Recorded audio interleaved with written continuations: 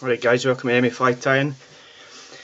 Today I'm going to do the fly that I used on Sunday when I was out fishing. It's a fly that's never let me down. Every time I go to a fishery or my local one, doesn't matter what anybody's catching them on, I will always use this and it has never let me down. As per the pics on Sunday. Brilliant morning, the sport was unreal, couldn't have asked for anything better.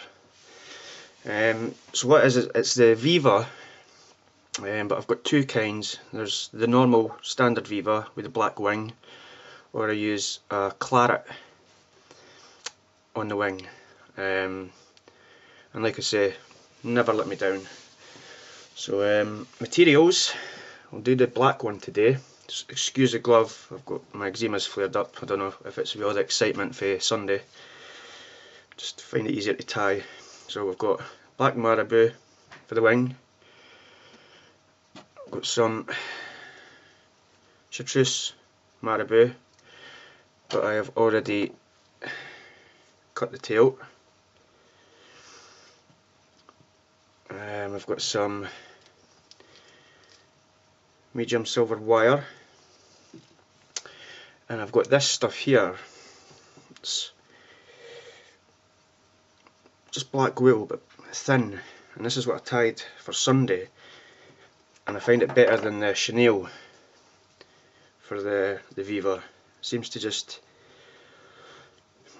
make the body, how would I put it, fuller and neater and more, well, lifelike, if that's what you want to call it, but you'll see when we tie it. The hook is, I presume it's a size 10, wide gape. It's just a few hooks I've found lying about. So it's the kind of size I'd use for the lures anyway. I've debarbed it, as I do with all my flies. Thread, black UTC 70, and that's it. So we get tying. So just layer of thread and then just work your way down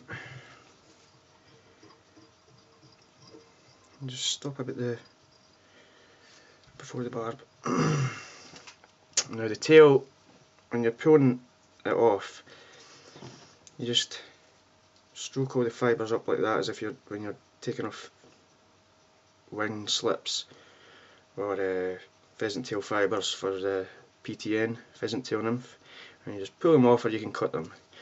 When you pull them off, you'll see there's a lot of fluff in this, like the deer hair, so you just pull all that out and then just trim that off, and then sit on the top, pinch and lip. Don't worry about the mess of this, because it's all going to get covered up, and you can just tie that in like that.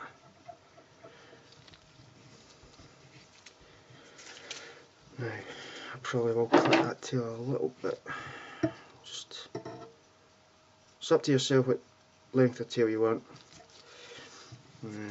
I like quite a fuller tail, a wee bit of length to it. I don't know if it's the fish that prefer the tail because it's nice and bright, because I was quite low down in the water on Sunday. It's still too cold. So I'll just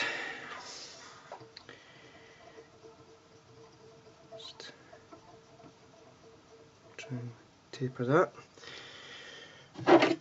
Now, I'm just going to cut a wee angle on this just to tie it in a little bit better.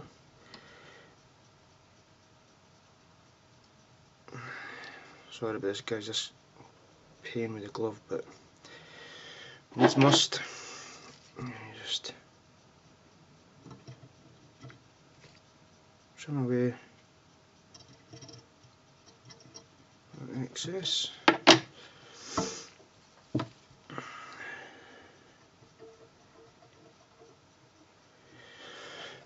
Get your wire. Like I say, I'm just doing this pretty basic. I mean, there is other ways people will tie them,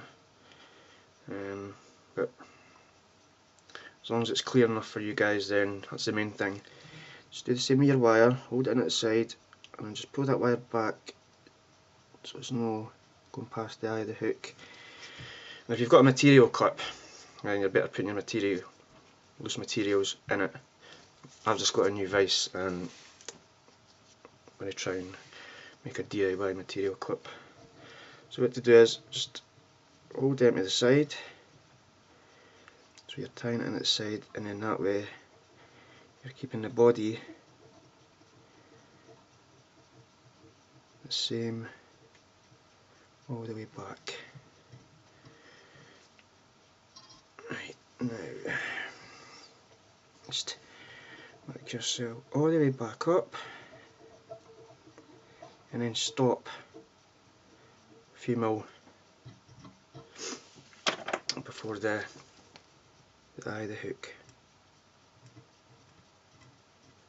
There we go. Now remember, when you're wrapping bodies, you wrap the material one way. If you've got a rib, you wrap it the other way, and then it locks everything in, makes it all secure. So I'll just start wrapping. If you've got a bobbin cradle on it, if you find that easier to use instead of the bobbin hanging there, fire away. Just put a couple there, a couple forward, and then go back,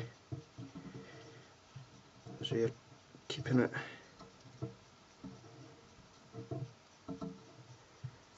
the same taper all the way along.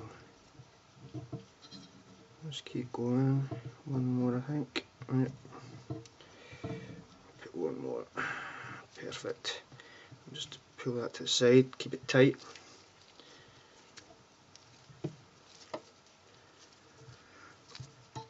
And then just for a wee bit extra security,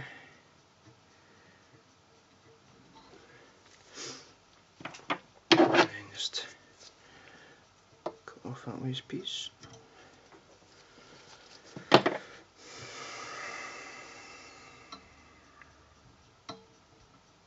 Alright, let me just counter wrap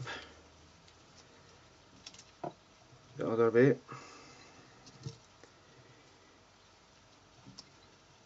And take your time, there's no rush. I'll do that, I think. And just tie that in there.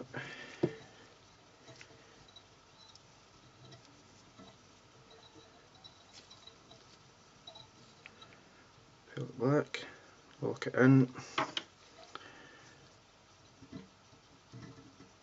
cut off the waste piece.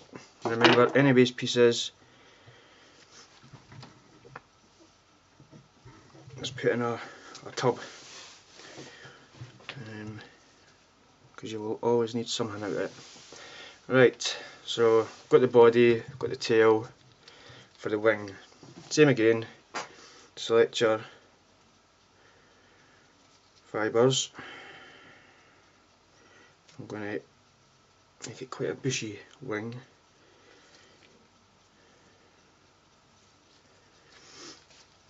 Just like that. Cut off the buttons where you've pulled it off the stem, and just get rid of all that fluff again. Now, it's personal preference here how long you want the wing. I personally like it just hanging over the tail, but you'll see in a minute if it's too long, then I'll show you what to do.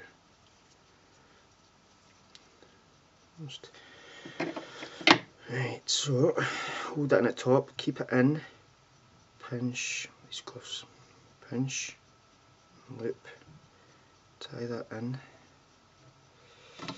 Oops. Start again. Sorry guys, these gloves are a pain. But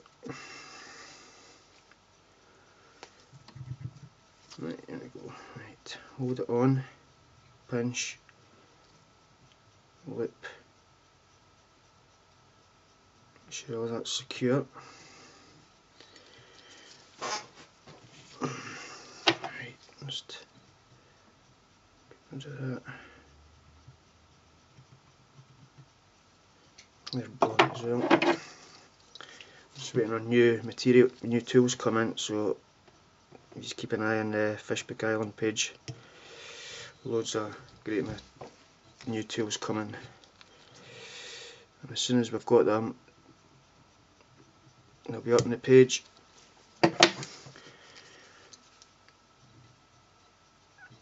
Now, if you find that the tail's too long for that, then what to do is just pull it. Don't cut it. Just never cut the wing. Tail, yeah, but never cut the wing. Just doesn't look right. Right, so we'll just put that up a wee bit. Tie everything in. A nice head on it.